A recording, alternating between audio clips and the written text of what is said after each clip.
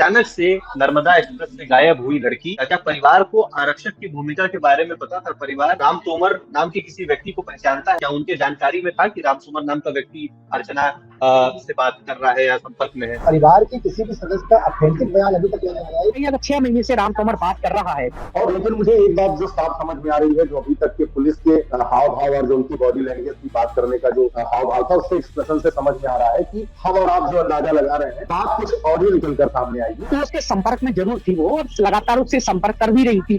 तो ऐसे में यही है कि अगर ग्वालियर में अर्चना तिवारी है तो साफ जाहिर है कि कहीं ना कहीं अर्चना तिवारी इसके संपर्क में होगी आरक्षक राम तोमर के में। ट्रेन की आप जिक्र कर रहे थे नर्मदा एक्सप्रेस की, तो वहां पर देखिए सीसीटीवी कैमरे बिल्कुल नहीं थे। वहां पर अगर सुरक्षा की मानक की बात करेंगे तो आमतौर पे जवान डिप्लॉयमेंट रहता है जवानों का, रेलवे पुलिस फोर्स का, लेकिन वो भी नहीं था। जब हम कल अटेंडर से बातचीत कर रहे थे तो कह रहे थे कि देखिए इसी कोच से अर्चना गायब हुई है और यहाँ पर सुरक्षा की कोई मानक नहीं है, ऐसा कि कोई सुरक्षा नहीं है, भगवान भरोसे जो है वहां पर यात्री है। एसपी है, उन्होंने भले ही अपनी कैमरे के सामने ना कहा हो, लेकिन ऑफ कैमरा उन्होंने लगातार इस बात से कहा है कि अब इस मामले में कुछ ऐसे खुलासे होंगे जो कि शायद आपके दिमाग की तार भी हिला देंगे। लेकिन यहाँ पर सवाल यही है कि जब इस तरीके से इतने बड़े दिनों तक जो प्लानिंग की है, ये एक दिन की नहीं थी। अर्चना ने बहुत पहले से इस बात को लेकर पूरा खाका तैयार किया था, पूरी प्री प्लान की थी कि उसको कैसे जाना है, कहाँ से जाना है, कब जाना है और कैसे बचना है। और इसलिए अब एसपी ने कहा है कि टीम गई है, अरेस्ट करेगी। तो यहाँ पर आप देखिए एक शब्द पे गौर करिए, अरेस्ट क्यों करना है?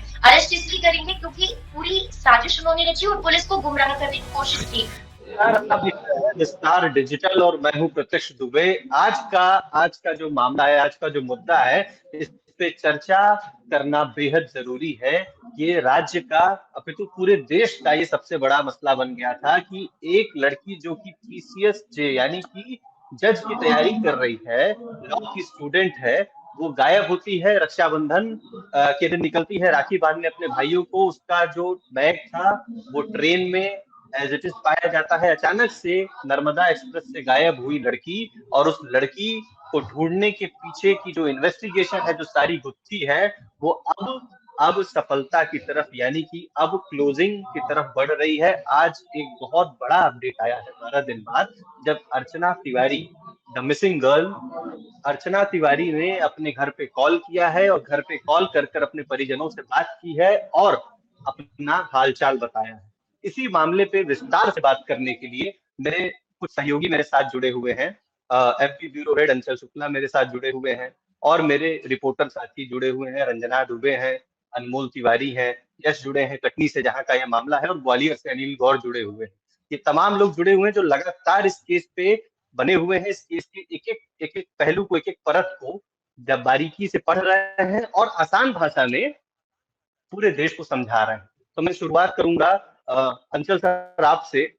सबसे पहले तो आप बता दीजिए रिसेंट अपडेट की, अभी आप हाल फिलहाल में एसएसपी दफ्तर गए थे, आप जीआरपी थाने गए थे, वहां से क्या अपडेट है और कितना जल्द अर्चना को ढूंढ करके सामने लाया जाएगा? अब तो देश वो देखना चाहता है। देखिए प्रत्यक्ष 12 दिन हो चुके हैं इस पूरे मामले को। रक्षाबंधन से एक दिन पहले अर्चना अपने घर के लिए निकली थी इंदौर से कटनी के लिए और उसके बाद ही वो रास्ते से लापता हुई।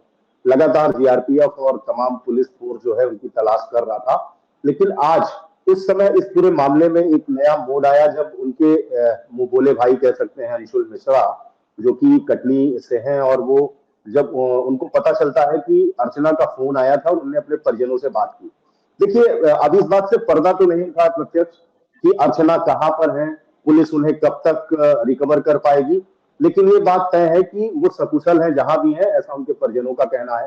हालांकि आधिकारिक तौर पर चाहे वो हम पुलिस की बात करें, जीआरपीएफ की बात करें या उनके परिजनों की बात करें, उनके घर के लोगों की बात करें, कि उन्होंने अभी तक सामने मीडिया के नहीं आए हैं उनमें से कोई भी। ये अंशुल मिश्रा जो कि उनके मुंह बोले भाई हैं, उनसे राखी बंधवाते थे, ऐसा उनका कहना है, और वो जरूर मीडिया के सामने आए और उन्होंने कहा है कि अर्चना का फोन आ चुका है, उसके परिजनों से उसकी बात हो चुकी है। और यश ज्यादा बेहतर बता पाएंगे क्योंकि यश ने ही अंशुल से बात की थी। और इसके बाद कहा यह जा रहा है कि अर्चना जहां कहीं भी है वहां के लिए पुलिस रवाना हो गई है। लेकिन ये जितना आसान दिख रहा है प्रत्यक्ष, हम और आप जितना आसानी से इसको समझ पा रहे हैं, कई तरफ सुई गई थी, शक की सुई कई तरफ घूमी थी। क्या अर्चना का कहीं कोई प्रेम प्रसंग था या किसी साथी के साथ, किसी जानने वाले के साथ हो गई है, या फिर उनका अपहरण हुआ, या फिर उनके वो किसी दुर्घटना की शिकार हो गई। तमाम तरह के सवाल थे। लेकिन अब जिस तरीके से 12 दिन बाद अर्चना का पता चला है, तो ये कोई छोटा मामला नहीं है। निश्चित रूप से इसका मास्टरमाइंड कौन है, ये बहुत जो है तो समझने वाली बात है, क्योंकि पुलिस को जो अभी तक लग रहा है और पुलिस से जो इशारों में समझ में आ रहा है कि पूरे जो कारनामा हुआ पूरा वो गायब है, उसके पीछे कोई और नहीं बल्कि वही खुद भी हो सकती है इसके पीछे। हालांकि मैं ये दावे से नहीं कहता, ना इसमें कोई सूत्र है, लेकिन जिस तरीके से पुलिस और लोगों से बात करने से समझ में आ रहा है, अब सबको इंतजार इस बात का है कि अर्चना कब सामने आए या अर्चना के परिजन कब मीडिया के सामने आए। प्रत्यक्ष यश से जरूर यहाँ पे समझना चाहूंगा, क्योंकि यश पहले तो आप ये बताइए, ये अंशुल मिश्रा जो मीडिया के सामने आए, ये शख्स है कौन, अर्चना का इनसे क्या रिलेशन है और किस आधार पे परिजनों से बात होने की बात कह रहे हैं, और अगर वो कह पा रहे हैं ये बात तो उनके परिजन क्यों नहीं कह पा रहे हैं? ये जो अर्चना की बात आ रही है कि अर्चना के जो मुंह बोले भाई हैं दिव्यांशु अंशु मिश्रा, वो उनके मुंह बोले भाई तब से हैं जब से दिव्यांशु अंशु मिश्रा युवा कांग्रेस के जिला अध्यक्ष थे और उनके अंडर पर जो है एनएचआई में अर्चना काम करती थी। तब से अर्चना उनको राखी बांधती थी और बहन के जैसे मानते थे। जैसे ये घटनाक्रम हुआ तो वह सामने आकर बातचीत किए, पुलिस से कोऑर्डिनेट किए और 51,000 रुपीज की उन्होंने इनाम की घोषणा कर दी अपनी बहन की पता चलने के लिए। कोई भी अगर बताता है तो हम उसको देंगे। तब से अंशु मिश्रा सामने आए थे और आज फिर हमारे प्लेटफॉर्म पर जिस तरह से अंशु मिश्रा ने ये दावा किया है कि माता जी से बात हो गई है और ये कहा गया है कि वह सकुशल है, इससे आप समझ सकते हैं कि परिवार का कोई भी सदस्य सामने नहीं आ रहा, लेकिन दिव्यांशु मिश्रा भाई जो उनको बहन मानते थे वह ये सामने आके कह रहे हैं कि वह सकुशल है। फिलहाल कहाँ है इस बात की अभी पुष्टि नहीं की गई है। पुलिस लगातार उनसे बातचीत कर रही है, उनके घर जा रही है। घर के लोग जो है वह महामृत्युंजय का जाप कर रहे थे 3 दिन से कि हमारी बेटी सकुशल आ जाए। जी प्रत्यक्ष। यश, ये बताएं कि अगर पहले तो बात आ रही थी कि टेलीफोनिक कॉल पे बात हुई है, बाद में ऐसी पुष्टि हुई कि वीडियो कॉल पे बात हुई है, तो और परिवार से अभी तक पुलिस ने कांटेक्ट किया और पुलिस को क्या परिवार ने कुछ बताया, ऐसा कुछ कोई बात निकल करके सामने आ रही? बिल्कुल प्रत्यक्ष अगर बात की जाए तो सीधी अगर बात करें तो जीआरपी के जो एसपी राहुल लोढ़ा है वह इस पूरे मामले को जो है वह देख रहे हैं। उन्होंने सभी को मना करके रखा है कि कोई भी किसी भी प्रकार की जानकारी बाहर शेयर नहीं करेगा। जब ये जानकारी आई परिवार वालों से हमने संपर्क किया तो परिवार वाले पहले तो डिनाई करते रहे कि हमारे पास कोई जानकारी नहीं है, लेकिन दिव्यांशु अंशु मिश्रा के बयान होने के बाद परिवार वाले थोड़ा सा एक्टिव हुए हैं। वो बता रहे हैं कि हाँ हमारी बात हुई थी, माता जी के पास फोन आया था, फोन में बात हुई है, वह सकुशल बता रही है कि मैं ठीक हूँ। कहाँ है ये भी उन्होंने बताया है, लेकिन परिवार के लोग ये जानकारी नहीं दे रहे कि अभी तक वह है कहाँ। इसको लेकर पुलिस लगातार उनके परिवार से संपर्क में है और वह वहां जाने के मूड में है कि जहाँ पे अर्चना है वहां से उसे लाया जाए या परिवार वालों को उन तक पहुंचाया जाए। और क्योंकि रंजना जी ने बात की है एसपी लोढ़ा जी से, और अगर उनसे बातचीत किया है और जो बाहर निकल करके आ रहा है, क्या है इसकी इनसाइड स्टोरी और पुलिस महकमे में क्या जानकारी है, क्या पता है रंजना जी? देखिए प्रत्यक्ष, इस पूरे मामले को लेकर देखिए 12 दिन हो चुके हैं और ये शुरुआत में कहा जा रहा था कि पुलिस जिस तरीके से इन्वेस्टिगेशन कर रही है उसको लेकर जरूरी सवाल खड़े हो रहे थे कि क्यों इतना ढीला ढाला रवैया है या इतना सुस्त रवैया क्यों दिखा रहे हैं। लेकिन इसके पीछे जब आज एसपी ने सारी बातें खोली है उसके बाद ये साफ हो गया है कि जिस तरीके से इस मामले में वो तमाम सुराग इकट्ठा कर रहे थे, क्लू एक के बाद एक वो जिस तरीके से जोड़ रहे थे, कहीं ना कहीं इसीलिए वो मीडिया को क्लियर बताने से कहीं बच रहे थे। और अब इसमें जब राहुल लोढ़ा है जो रेल एसपी, उन्होंने साफ कहा है कि अब जो कि उनको क्लू मिला है और जीआरपी से एक टीम अब रवाना भी हो चुकी है। अब वो कहाँ हुई है इस बात का तो उन्होंने खुलासा नहीं किया, लेकिन ये कहा कि जल्द ही इस मामले में कुछ ऐसा खुलासा वो करने वाले जो शायद चौंकाने वाला होगा। क्योंकि अभी तक सबको ये लग रहा था कि शायद अर्चना तिवारी लापता हो गई है या उनका अपहरण हो गया है, या फिर ऐसा कुछ लग रहा था कि कोई ऐसा मामला है जो ह्यूमन ट्रैफिकिंग से जुड़ा हुआ है। लेकिन इन सभी बातों को नकारते हुए उन्होंने कहा है कि इस मामले में कुछ ऐसा खुलासा होगा जो शायद चौंकाने वाला होगा, जो ना तो आपने सोचा होगा ना हमने सोचा होगा कि आखिर इस मामले में ऐसा क्या हुआ है। तो अब बस इसी बात को लेकर लगातार ये मन में चल रहा है कि आखिर क्या हुआ था, क्योंकि उन्होंने कहा कि उनकी टीम रवाना हुई है और अब वो अरेस्ट करके लेकर आएगी। अगर वो अर्चना देखिए सोशल मीडिया और डिजिटल प्लेटफॉर्म पे जी रंजना, सोशल मीडिया और डिजिटल प्लेटफॉर्म पे तमाम प्रकार की बातें कही जा रही कि पहला ये था कि प्रार्थनाएं की जा रही थी कि वो बिटिया जो है अपने घर पे लौट जाए। मैंने खुद ने परिवार से बात की थी और उनकी यही अभिलाषा थी, यही उनकी मनोकामना थी कि बिटिया लौट जाए। और अब क्योंकि ये पता है कि बिटिया सकुशल है, यानी कि ट्रेन से कोई हादसा नहीं हुआ है, कहीं कोई अपहरण नहीं हुआ है, सकुशल होने की पुष्टि कर दी गई है।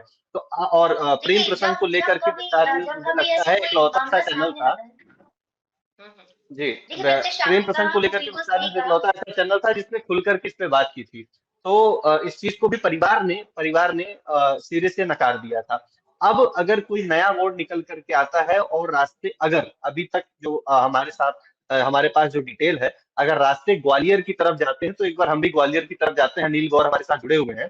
अनिल गौर, क्या आपको दिखाई दे रहा है कि ग्वालियर से अर्चना मिल जाएगी या मामला कहीं और का है? देखिए प्रत्यक्ष, जिस तरीके से आज दिन भर की अगर बात करें तो जिस तरीके से जो आरक्षक है राम तोमर, उसको हिरासत में लिया है और लगातार वहां पूछताछ भी कर रहे हैं, लेकिन अभी पुलिस ने ये खुलासा नहीं किया है कि अर्चना तिवारी यही ग्वालियर में है।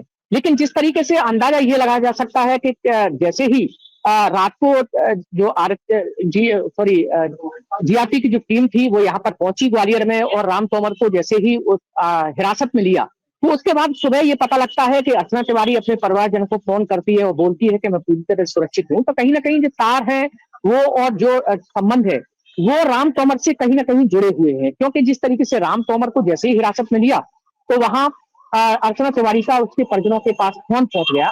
तो इसको लेकर अब अंदाजा ये लगाया जा सकता है कि कहीं ना कहीं राम तोमर को इस बात के बारे में जानकारी होगी कि अर्चना अगर ग्वालियर में है तो ग्वालियर में कहाँ रुकी थी, 12 दिन तक अगर रही तो ग्वालियर में किस जगह रही और किस तरीके से इस राम तोमर ने मदद की है अर्चना तिवारी की। तो ये सारी चीज अभी तथ्य सामने आएंगे जिस तरीके से पुलिस इसका खुलासा करेगी। फिलहाल तो ये है कि राम तोमर अभी हिरासत में है, पुलिस लगातार उससे पूछताछ कर रही है। अभी भी मेरी एसपी से बात हुई तो उन्होंने यही कहना है कि अभी हिरासत में है और जो टीम है जो जबलपुर से आई हुई थी वो टीम लगभग अब रवाना होने की ओर है, क्योंकि अब जिस तरीके से पूछताछ की गई थी वो लगभग कंप्लीट हो गई है पूछताछ राम तोमर से जो आरक्षक है। अब लेकिन सबसे बड़ा सवाल यही है कि पुलिस अब अर्चना जो क्या तिवारी है क्या ऐसा उसका माना जा खुलासा कब सकता है करेगी। कि क्या ऐसा माना जा सकता है कि राम तोमर ने उन्हें लोकेशन बता दिया या अपनी भूमिका बता दी? और मेरा दूसरा सवाल इसी से जुड़ा हुआ है कि क्या ऐसा संभव है कि राम तोमर और अर्चना ये ये जो है कि ये पहले से प्री प्लान करके उन्होंने रखा हुआ था? क्या ऐसी भी संभावनाएं हैं? किस तरीके के रिएक्शन आ रहे हैं कमेंट सेक्शन में, इस तरीके से लोग लिख रहे हैं लगातार। अनिल। देखिए प्रत्यक्ष, जिस तरीके से राम तोमर से जब बात हुई हमारी तो राम तोमर का ये कहना था कि नहीं, मैं अर्चना तिवारी को शकल से भी नहीं जानता हूँ, ना मेरी आज तक कभी मुलाकात हुई है। उसके दोस्त के जरिए मुलाकात हुई थी, वो शायद उस दोस्त की मौत हो गई है और दोस्त वो मुरैना का रहने वाला था, उसके जरिए मुलाकात हुई और उसके बाद लगातार उससे बातचीत होती रही। उसने ये भी कहा कि जो टिकट है वो टिकट मैंने करवाया, लेकिन मुझे ये जानकारी बिल्कुल भी नहीं थी कि वो आई है ग्वालियर या ना आई हुई है। इस तरीके का बयान राम तोमर की तरफ से जो आया है। लेकिन अब सबसे बड़ा सवाल यही है कि कहीं ना कहीं अगर 6 महीने से राम तोमर बात कर रहा है तो उसके संपर्क में जरूर थी वो और लगातार उससे संपर्क कर भी रही थी। तो ऐसे में यही है कि अगर ग्वालियर में अर्चना तिवारी है तो उससे साफ जाहिर है कि कहीं ना कहीं अर्चना तिवारी इसके संपर्क में होगी आरक्षक राम तोमर के में। अच्छा प्रत्यक्ष, एक और सामने आ रहा है, एक युवती है जो उसकी फ्रेंड बताई जा रही है अर्चना तिवारी की, वो ग्वालियर की रहने वाली है और वो भी उससे भी लगातार बातचीत हो रही थी। हालांकि अभी नाम सामने नहीं आया है उस युवती का जो अर्चना तिवारी की फ्रेंड बताई जा रही है। और इससे संपर्क राम तोमर का भी था, वो लगातार कनेक्टिविटी इन तीनों की थी और संपर्क भी था। अगर संपर्क था तो जाहिर सी बात है कि कहीं ना कहीं जो अर्चना तिवारी है वो उसके संपर्क में थी। हो सकता है कि वो ग्वालियर में ही रुकी हो, ज्यादातर दिन उसने ग्वालियर में ही बिताए हो। इसकी अभी पड़ताल जिस तरीके से पुलिस ने की है पैटर्न देखने को मिल रहा है। और जब ये पत्ते खुल रहे हैं, जी जी जी, जब ये पत्ते खुल रहे हैं तो तमाम लोग जो है कि तमाम किरदार निभाते हुए दिखाई दे रहे हैं। अनमोल, आपने इस स्टोरी को बहुत बेसिक लेवल से, बहुत एलिमेंट्री लेवल से कवर किया है और आप नर्मदा एक्सप्रेस में भी गए थे। तो अब आप जरा सिलसिलेवार तरीके से आसान भाषा में दर्शकों को समझा दीजिए, एक रोड मैप बता दीजिए। जब अर्चना तिवारी निकली, आप उस ट्रेन में गए, ट्रेन में किस तरीके से जो पोजीशन था, जो भीड़ था, वो किस तरीके का था, और उसके बाद पुलिस से आपने बातचीत की। साथ ही आपने देखा कि जंगल झाड़ से लेकर के हर जगह पुलिस ने ढूंढा, लेकिन अर्चना के करीबियों तक नहीं पहुंच सकी थी। इसको थोड़ा विस्तार से बता दीजिए अनमोल। देखिए, कहानी 7 अगस्त से शुरू होती है प्रत्यक्ष, जब 10:30 बजे के लगभग रानी कमलापति स्टेशन पर नर्मदा एक्सप्रेस पहुंचती है और वहीं पर जो है आखिरी लोकेशन जो मिलता है अर्चना का, रानी कमलापति स्टेशन। और उसके बाद उनका मोबाइल स्विच ऑफ हो जाता है। उसके बाद अगले दिन देखिए मामला दर्ज की जाती है जीआरपी थाने में। उसके बाद देखिए भोपाल से लेकर के कटनी तक पुलिस जो है खाक छानती है, जंगलों में जांच करती है, इसके अलावा रेलवे ट्रैक पर जांच करती है, लेकिन अर्चना ट्रेस नहीं हो पा रही थी क्योंकि मोबाइल बंद हो चुका था। अब इसमें एक नया पहलू ये भी आ गया है कि आज अर्चना अगर अपने घर पर बात की है, चाहे वो फोन कॉल हो या फिर वीडियो कॉल हो, तो क्या अर्चना तिवारी के पास दूसरा मोबाइल फोन था?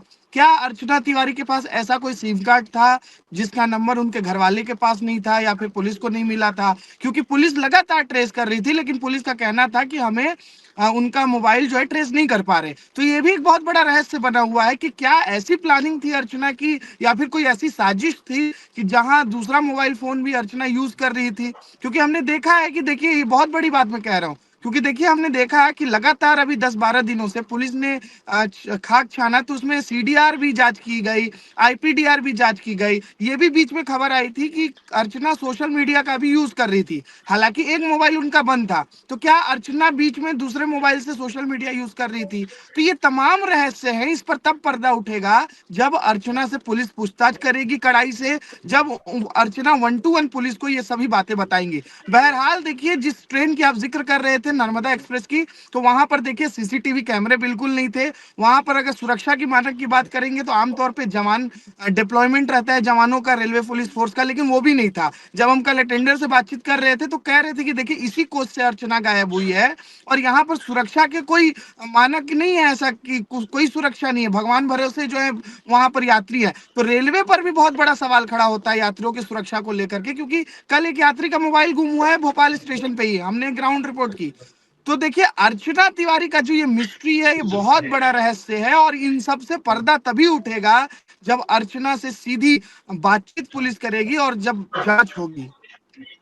रंजना के पास जाऊंगा। रंजना जी, एक बात बताइए कि आखिरी बार मध्य प्रदेश में इस तरीके की जो क्राइम स्टोरी थी, इस तरीके की जो मिसिंग स्टोरी थी, कब देखी गई? मुझे तो ऐसा कुछ याद नहीं है। एक बार आप जरा रिकॉल करें। और ये जो पैटर्न है, ये बहुत ही यूनिक दिखाई दे रहा है। ऐसा कोई पैटर्न इसके पहले कुछ स्टडी में नहीं आया है। तो ऐसे सिचुएशन में जो पुलिस की भूमिका है और जो स्पेशल इन्वेस्टिगेशन है, क्या उसकी भी मांग करनी चाहिए रंजना? देखिए प्रत्यक्ष, आपने जो बातें कही ना उसमें कुछ चीजों को अभी यहाँ पे पहले बताना जरूरी है। देखिए यहाँ पे पुलिस ने जिस तरीके से कभी ये नहीं कहा कि अर्चना का अपहरण हुआ है या अर्चना लापता है, वो लगातार इन्वेस्टिगेशन में जुटे हुए थे और कुछ भी नहीं बोला था उन्होंने। और अब ये जब अर्चना ने वीडियो कॉल पे बात की, अपनी माँ से फोन पे बात की, परिवार वालों से बात की, तो उसके बाद अभी समझ आ रहा है कि आखिर क्यों पुलिस इस तौर पर ये नहीं कह पा रही थी, क्योंकि उनको पहले ही इस बात का क्लू तो मिल गया था कि जो अर्चना का बैग जिस तरीके से ट्रेन में मिला है, या अर्चना सीसीटीवी फुटेज वो कह रहे थे कि उसमें हमने इटारसी में उनकी लास्ट लोकेशन देखी थी, तो कहीं ना कहीं पुलिस को ये बहुत पहले से क्लू मिल चुका था जब वो गायब हुई थी उसके बाद से ही, कि कहीं ना कहीं अर्चना खुद पूरा प्लान करके घर से बाहर निकली है घर जाने के लिए, और वो कहीं और जाना चाह रही थी। और इसीलिए उन्होंने लगातार केस को डाइवर्ट करने की कोशिश की, अपना बैग ट्रेन में छोड़ा, जो टिकट है वो ग्वालियर इंदौर से ग्वालियर के लिए भी एक अलग से एक्स्ट्रा टिकट बुक कराया। बीच में ये भी कहा जा रहा था कि वो बस में सवार होकर निकली है। तो कई तरह की चीजें ऐसी थी जो इस पूरे मामले में उलझी हुई थी, और पुलिस उन्हीं उलझी हुई गुत्थी को सुलझाने के लिए जुड़ी हुई। तो लगातार जो एक के बाद एक जो तार जुड़ रहे थे, उसको एक क्लू की तरफ, जो एक पुख्ता क्लू उनको मिला, उससे जोड़ने की कोशिश कर रहे थे। और इसीलिए आप देखिए कि जो एसपी है उन्होंने भले ही अपनी कैमरे के सामने ये ना कहा हो, लेकिन ऑफ कैमरा उन्होंने लगातार इस बात से कहा है कि अब इस मामले में कुछ ऐसे खुलासे होंगे जो कि शायद आपके दिमाग की तार भी हिला देंगे, जिसके बारे में आम लोगों ने तो सोचा नहीं होगा। क्योंकि जब एक इंसान, कोई लड़की गायब होती है तो सब उससे जुड़ जाते हैं, और एक मानवीय पहलू के नाते ये भगवान से प्रार्थना भी करते हैं कि लड़की सुरक्षित हो। लेकिन यहाँ पर सवाल यही है कि जब इस तरीके से इतने बड़े दिनों तक जो प्लानिंग की है, ये एक दिन की नहीं थी। अर्चना ने बहुत पहले से इस बात को लेकर पूरा खाका तैयार किया था, पूरी प्री प्लान की थी कि उसको कैसे जाना है, कहाँ से जाना है, कब जाना है, और कैसे बचना है। हालांकि अब ये मामला इतना बड़ा हो गया था कि इसमें पुलिस इन्वॉल्व हुई, इन्वेस्टिगेशन हुआ और इसीलिए अब एसपी ने कहा है कि टीम गई है, अरेस्ट करेगी। तो यहाँ पर आप देखिए एक शब्द पे गौर करिए, अरेस्ट क्यों करना है? अरेस्ट इसलिए करेंगे क्योंकि पूरी साजिश उन्होंने रची और पुलिस को गुमराह करने की कोशिश की। और अब इसमें देखिए सबसे बड़ी बात यह है कि कुछ ऐसे खुलासे होने वाले हैं जो शायद हमने नहीं सोचा होगा। तो आप सबको बस इस बात का इंतजार है, क्योंकि एसपी कह रहे हैं, रेल एसपी कि हमको 10 से 12 दिन लग गए। और दूसरी बात ये भी कि इस मामले में अभी पुलिस अधिकारी कुछ इसलिए स्पष्ट तौर पर नहीं कह रहे हैं क्योंकि लड़की सिविल जज की तैयारी भी कर रही है, छात्र नेता भी रही है। इसीलिए जब आप मीडिया के सामने आएंगे तो प्रॉपर सबूत के साथ आएंगे, पूरी कड़ियां जोड़ते हुए आएंगे और आप ये बताएंगे जब आप लड़की को अरेस्ट करेंगे, लड़की से बातचीत करेंगे, तब आप बताएंगे। जब उससे बातचीत करने के बाद वो रखेंगे कि आखिर कैसे इन्होंने पूरा प्लान किया था, कहाँ गई थी और क्यों गई थी, और इसके पीछे कोई और कनेक्शन भी सामने आ सकता है। तो इसीलिए अब इस मामले में अभी बहुत कुछ नहीं कहा जा सकता है, क्योंकि अब ये जो मामला है वो एक अलग मोड़ पे जा चुका है। और अब इस अलग मोड़ पे जाने के बाद अब तभी कुछ कहा जाएगा जब पुलिस इस पूरे मामले में प्रेस कॉन्फ्रेंस करेगी और वो बताएगी कि आखिर क्या हुआ। क्योंकि देखिए पुलिस को सब कुछ पता चल गया, जब टीम रवाना हुई है तो उसको पता चल गया अर्चना कहाँ है, कैसे उन्होंने पूरी साजिश, ये पूरा प्लान तैयार किया था। बस अब इंतजार इस बात का है कि वो पुलिस हमारे मीडिया के सामने आए और इन बातों को एक के बाद एक जो परतें इस केस से जुड़ी हुई हैं उसको खोले और हमें बताए कि आखिर कैसे हुआ था। क्योंकि हम नहीं बल्कि बहुत बड़ी ये बहुत बड़ी जानकारी दी आपने, बहुत बड़ी जानकारी दी आपने और बहुत बड़ी बात आपने डिकोड की। जो पुलिसिया बयान था, जो आपने बाइट लिया और जो आपने बातचीत की अंदर थाने के सूत्रों से जो आपके संपर्क है, उसके बाद जो आपने बातचीत किया और ये जो आपने डिकोड किया कि उसे लाने नहीं जाएंगे, अरेस्ट करने जाएंगे, ये एक बहुत बड़ा स्टेटमेंट है। तो अगर ऐसा कुछ है कि अर्चना तिवारी ने खुद ही ये सब कुछ प्लान किया तो वास्तव में ये फिलहाल इस साल का मुझे लगता है कि बहुत बहुत बड़े जो क्राइम केसेस हैं, missing lost and found cases हैं, उसमें ये बहुत जो है कि चर्चित केस बना रहेगा। मेरे साथ कटनी से यश जुड़े हुए हैं। यश, एक बार आप बताइए कि कटनी में क्या माहौल है अर्चना को लेकर के, क्योंकि पूरे कटनी के जितने भी लोग थे, अभी हाल फिलहाल हमारे पत्रकार भी जब ग्राउंड पे थे, हम भी जब ग्राउंड पे थे, तो उस वक्त कटनी से जो भी मिलता था वो अर्चना को लेकर के बहुत ही संवेदनशील था। कमेंट सेक्शन में भी कटनी के जो लोग थे वो प्रार्थना कर रहे थे कि अर्चना लौट आए। और अगर ऐसा कोई मामला सामने निकल करके आ रहा है कि अर्चना ने ही साजिश की है या वो घर से बाहर है, लापता है और पुलिस को उसे पकड़ने जाना पड़ रहा है, तो किस तरीके का जो माहौल है वो परिवर्तन है, क्या देखने को मिल सकता है? कटनी का क्या माहौल है? प्रत्यक्ष मैं एक विस्तार की चीज बताऊंगा आपको। लगातार 7 तारीख से लेके अर्चना को लेकर पूरा कटनी एक हो चुका था, क्योंकि कटनी की बेटी थी और वो प्रतिष्ठित परिवार की थी, पढ़ी लिखी लड़की थी।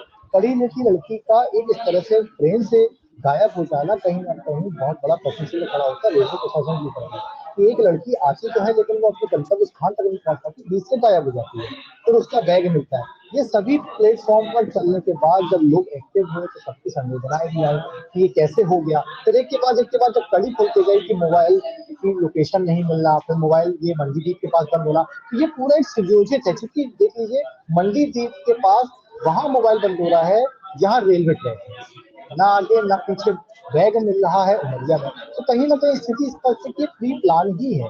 उसके बाद जिस तरह से कल शाम को जब ग्वालियर में राम जो तोमर है आरक्षक, उनकी पताचाली चलने के बाद उन्हें अरेस्ट किया गया। यानी अरेस्ट होने के बाद जब पुलिस उनसे कड़ाई से पूछताछ करने लगी तो जस्ट उसके सुबह ही परिवार के पास अर्चना का फोन आता है। यानी कहीं ना कहीं कड़ी तो ऐसी जोड़ती नजर आ रही है कि ये सब लोग जो है कहीं ना कहीं शामिल थे। जब पूरा देश एक होकर अर्चना को ढूंढने लगा, सोशल मीडिया पर तमाम तरह के लोग जो है कमेंट्स करने लगे, कहने लगे, उसके बाद ये जानकारी आ रही है कि अर्चना को लेकर हर जगह ही प्लेटफॉर्म पे उसकी फोटोज जो है सामने आने लगी थी। तो इस तरह से अगर कहीं छुपी थी या कहीं छुपाया गया था तो वह जब अर्चना सामने आएगी तभी स्थिति स्पष्ट होगी। फिलहाल पुलिस जो है वह कोऑर्डिनेट बनाकर रखी है। पुलिस ये कह रही है कि हम उसे लेने जा रहे हैं, यानी कटनी पुलिस ऑलरेडी जो है वह ग्वालियर में है, भोपाल पुलिस, जबलपुर पुलिस भी ग्वालियर में है। यानी इस चीज से स्पष्ट होता है कि ग्वालियर में तो नहीं है कि हम लेने जा रहे हैं। जब आप ग्वालियर में हैं तो फिर आप कहाँ लेने जा रहे हैं? भोपाल जीआरपी ने तो पहले स्पष्ट कर दिया कि इसमें कटनी पुलिस का कोई काम नहीं है। फिलहाल के लिए तो इसमें भोपाल जीआरपी एक्शन ले रही है, लेकिन एक चीज जो आपने बताई, आरक्षक की भूमिका, क्या परिवार को आरक्षक की भूमिका के बारे में पता था? परिवार राम तोमर नाम के किसी व्यक्ति को पहचानता है, जानता है? क्या उनके जानकारी में था कि राम तोमर नाम का व्यक्ति अर्चना से बात कर रहा है या संपर्क में है, ऐसा कुछ? यस। देखिए, मैं आपको एक चीज और स्पष्ट कराऊं कि जब 7 तारीख से अर्चना लापता हुई थी तो 4-5 दिन तो परिवार के लोग किसी से संपर्क नहीं कर रहे थे। उसके बाद जब मीडिया जब इस पर विस्तार जब फोकस ज्यादा करना चालू किया, बातचीत करना चालू की, तब धीरे धीरे उन्होंने पूरी चीजें खोलना चालू की। अभी भी जो परिवार है वह मीडिया से बातचीत नहीं कर रहा है, केवल दिव्यांशु अंशु मिश्रा ही बात करके स्पष्ट किए हैं कि हमारी बात हुई है। परिवार के किसी भी सदस्य का ऑथेंटिक बयान अभी तक नहीं आया है कि अर्चना से बात हुई है या वीडियो कॉलिंग हुई है, क्या उसने सभी चीजें जो है वे अभी तक सामने नहीं आई है। तो इससे तो स्पष्ट है कि परिवार जो है कुछ न कुछ ऐसी चीजें हैं जो अभी भी पीछे रखे हुए हैं, क्लियर कट नहीं कर रहे हैं। बस एक ही बात कर रहे हैं कि हमारी लड़की सिविल जज की तैयारी कर रही थी, वो पढ़ी लिखी थी, पढ़ाई कर रही थी, तो किसी से ज्यादा बातचीत नहीं करती थी। लेकिन कई तरह की बातें जो है वे अभी भी पीछे छुपी हुई नजर आ रही है। ठीक है सर। चलिए, तो अनिल आपके पास आते हैं। वहां पे जो प्रशासन से या पुलिस की तरफ से जो कार्रवाई आपको देखने को मिल रही है अंदर थाने से, क्या जानकारी है? क्लोजिंग स्टेटमेंट आपकी तरफ से क्या मिलेगा? हाँ बिल्कुल प्रत्यक्ष। देखिए जिस तरीके से जो राम तोमर है उसको हिरासत में लेके जिस तरीके से पूछताछ की है, तो इससे एक बात सामने जरूर निकल के आई है कि क्योंकि ये राम तोमर था जो पिछले 6 महीने से अर्चना तिवारी से बातचीत कर रहा था, और बातचीत कर रहा था तो इसका साफ तौर पर जाहिर है कि कहीं ना कहीं उसके संपर्क में थी वो, इसको सब कुछ पता हुआ था। पर इसी को लेके पुलिस उसी सिर्फ एक जो आरक्षक है उसी से बातचीत कर रही है, और यही आरक्षक इस पूरे मामले का खुलासा भी कर सकता है, ऐसा पुलिस का अनुमान है। तो भी बस वेट एंड वॉच की स्थिति है कि पुलिस जब इस मामले को लेकर जब पूरी खुलासा करेगी, मीडिया से बातचीत करेगी, तो कई अहम पहलू हैं जो सामने आएंगे इस पूरी घटना को लेकर। चलिए, तो आपने विस्तार से इस पूरे मुद्दे पे हमारे हर एक साथी को सुना जो ग्राउंड से इस चीज को कवर कर रहे हैं। पुलिस का क्या पक्ष है, अर्चना केस में जो सबसे नया मोड़ आने वाला है वो क्या है, और आपको इनसाइड स्टोरी भी पता चली हमारे वरिष्ठ सहयोगियों के द्वारा। अब आप कमेंट सेक्शन में बताएं कि जब ये ऐसा मोड़ निकल करके सामने आया है, एक बहुत ही एक्सक्लूसिव जानकारी आपको हमारी वरिष्ठ सहयोगी रंजना की तरफ से मिली कि अर्चना, संभावना है ऐसी, संभावना है, अभी संभावनाओं पे बात चल रही है, संभावना है ऐसी कि अर्चना ने खुद ने ऐसा प्लान किया या फिर वो किसी प्लान का हिस्सा बन गई। यही कारण था कि अर्चना इतने दिनों तक सबकी नजरों से दूर रही, लापता रही। आप इस बारे में क्या सोचते हैं? कमेंट सेक्शन में जरूर लिख करके बताएं, और देखते रहिए विस्तार डिजिटल। बहुत बहुत धन्यवाद आप सभी सहयोगियों का, आप सभी साथियों का, और दर्शकों का बहुत बहुत धन्यवाद।